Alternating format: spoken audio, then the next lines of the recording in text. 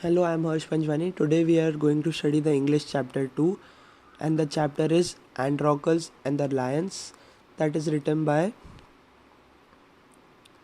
I'm sorry, the poet is not given in the book, so we'll just continue with the story. Long, long ago, there lived a kind, gentle, and courteous man called Androcles. But he had a very cruel master. In those days, kings, nobles, and others wealthy men used poor people as their slaves. Androcles was a slave. The slaves were forced to work for their masters. They had to do what their masters told them. They had no freedom, no rights. Even when they were happy with their masters, they could not leave him.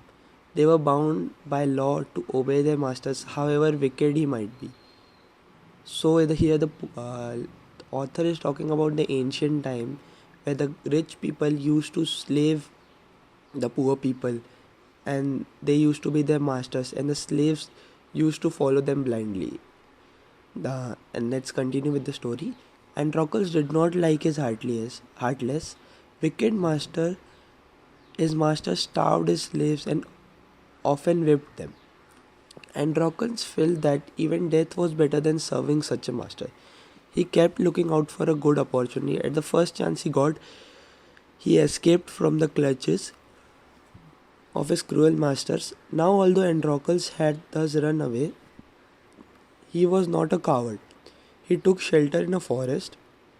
He was not afraid of the wild beasts that roamed the forest. He did not mind that he had no roof over his head.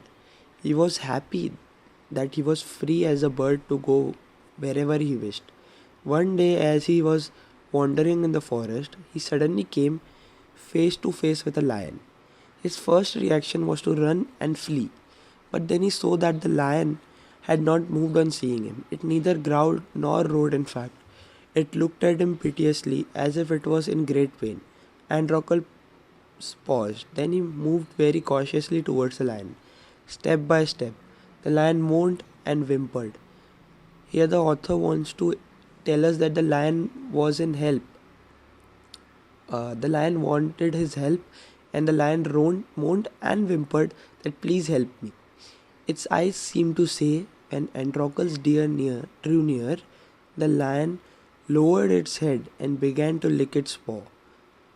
When Androcles saw that the lion's paw was wounded, sore and swollen, on a closer look, Androcles noticed that a big thorn had pierced one of the lion's toe. So this is the cause of the lion's distress, thought Androcles. Summoning up all the courage, Androcles stretched his hand slowly towards the injured paw. He was afraid that the lion would attack him if he touched its swollen paw, but the lion seemed to understand his good attention.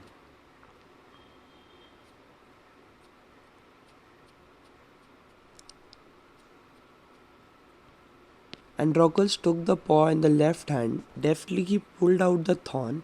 Then, tearing a piece of his own clothing, the kind man bound up the lion's injured paw. To his surprise and wonder, the lion then licked his arm as if to show gratitude. Androcles remained with the lion till it could walk again. He would hunt in the forest and share his food with the helpless beast. Every day he would clean and dress the lion's wound. Soon the lion was able to move. Many times it follows Androcles wherever he went.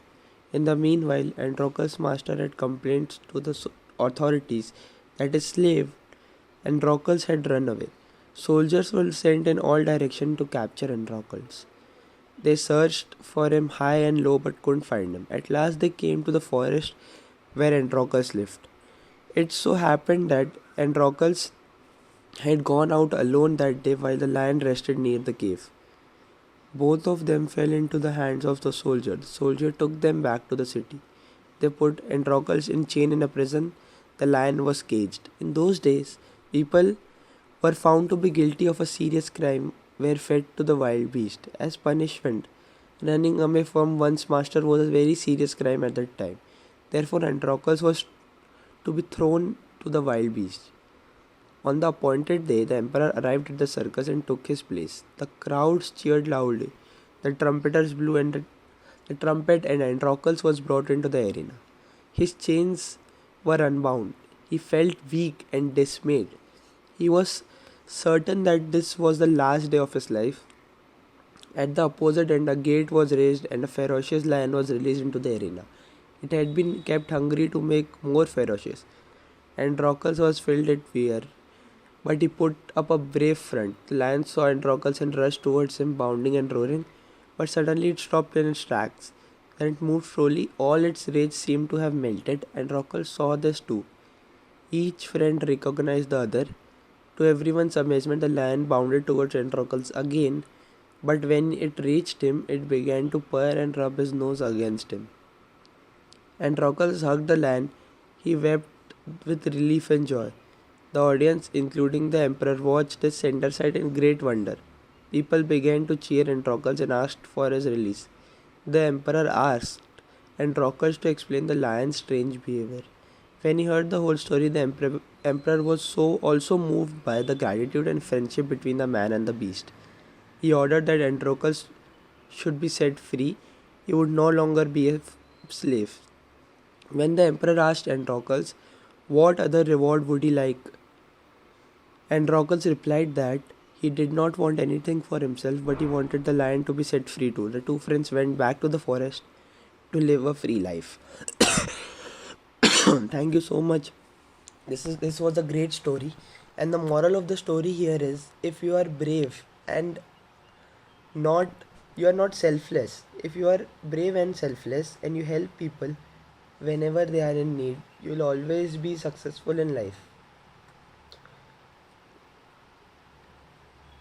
And also the lion here the lion teaches that you should always remember the favor people have did to you, and friends are always friends.